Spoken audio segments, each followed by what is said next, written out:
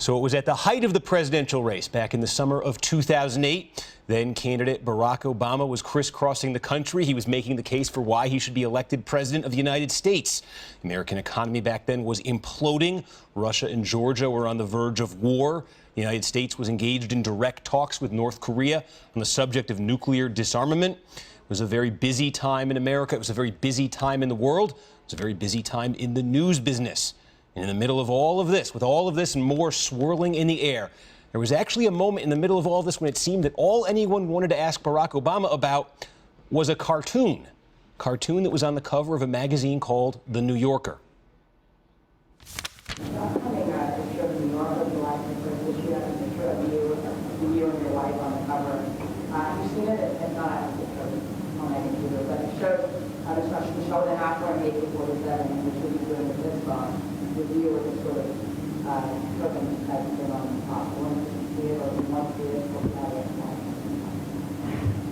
I have no response to it. So the title of that art on the New Yorker cover was The Politics of Fear. And that came out shortly after a Fox News commentator had wondered aloud on television, had wondered if Barack and Michelle Obama had given each other a, quote, terrorist fist jab.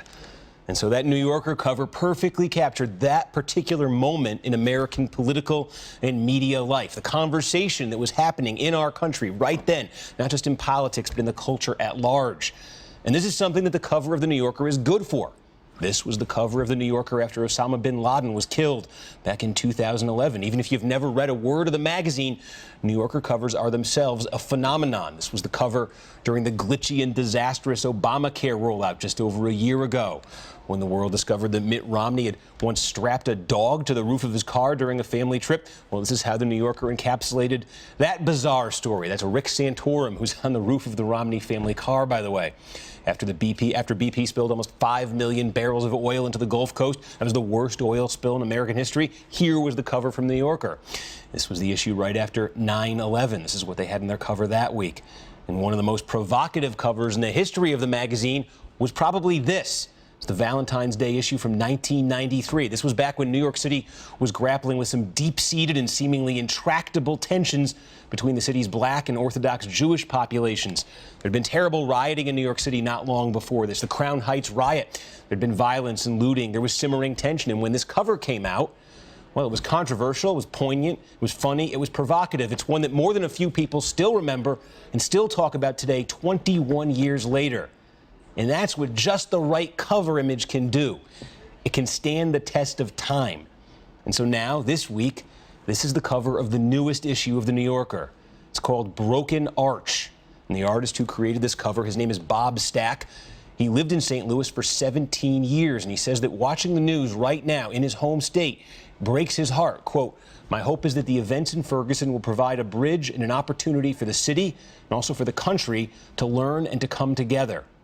And last night and into this morning, people poured out onto the streets all over the country in solidarity with the folks who've been protesting in Ferguson.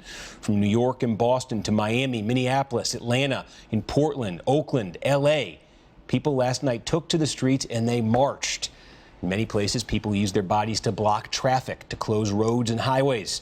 In Los Angeles, they blocked the 101 highway. In New York, they stopped traffic at the Lincoln Tunnel.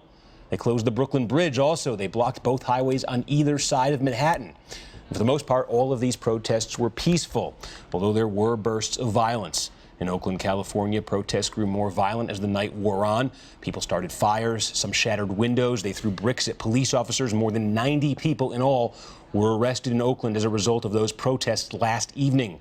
In Ferguson, there was some violence, but the St. Louis County Police Chief called it a much better night last night than the night before. And there were 44 arrests total that were made. And this is a live shot right now in the city of Ferguson. These are live images.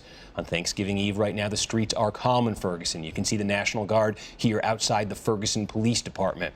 And in downtown St. Louis today, there was a dramatic confrontation between protesters who had tried to make their way into City Hall and police officers who said that the crowd had, quote, made contact with a City Hall security guard and the crowd had to disperse. Some in the crowd tried to question that order. Only because you decided that. Only because they assaulted our city marshals and forced their way into the building. Maybe a psychotic person's well, not one of us. unfortunately, sometimes the bad apple ruins the whole barrel, I'm afraid. Like Darren Wilson, that's the bad apple. No, yeah, I pretty much decided it, yes. So now it's time to go. So the guy that you took, This is an unlawful assembly. Anybody who remains is subject to arrest and/or other actions up to and including the deployment of chemical munitions. 3 people were arrested today during those protests in downtown St. Louis. On the ground in Ferguson, on the ground in the city of St. Louis, and across the country, people have been protesting the grand jury's decision not to indict Officer Darren Wilson in the shooting death of Michael Brown. But this story is also continuing to unfold in a very important way. It's continuing to unfold away from the streets and away from the scenes of all of those protests.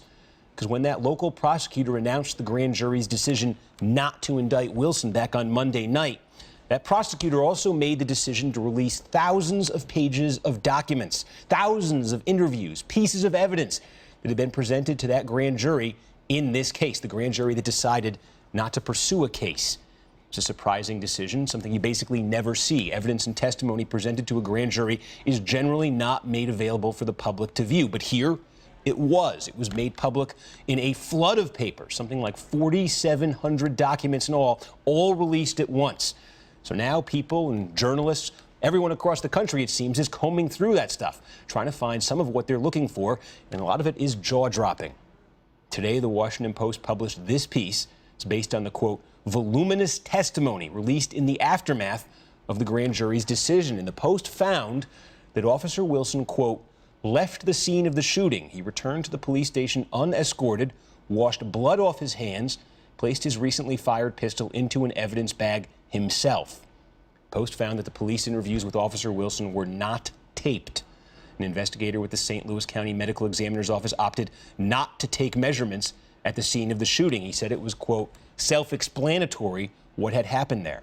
And that same investigator was the one whose battery died in his camera, which is why he was not able to take any pictures at the scene of the shooting. And instead, he had to rely on pictures that had been taken by the police department. This in a shooting investigation involving a police officer. Also, according to the Washington Post, there was no police officer back at the police station to take a photograph of Officer Wilson before he washed the blood off his hands. When asked if it was common practice to let someone involved in a shooting incident like this handle and package evidence himself, like his own gun, a detective testified that it was not customary to do that in the St. Louis County Police Department, but that he didn't know about Ferguson. And there are lots of revelations in this Washington Post story. We know about them only because these reporters at the Post have spent the past few days combing through all of this material, all of that information released by the prosecutor, finding all of the relevant information, the context that we need to understand what happened here, not just during the shooting at the center of this case, but in its aftermath, how this was handled by law enforcement after the shooting happened. This story continues to unfold. It continues on the streets. It continues in and around Ferguson. It continues all around this country.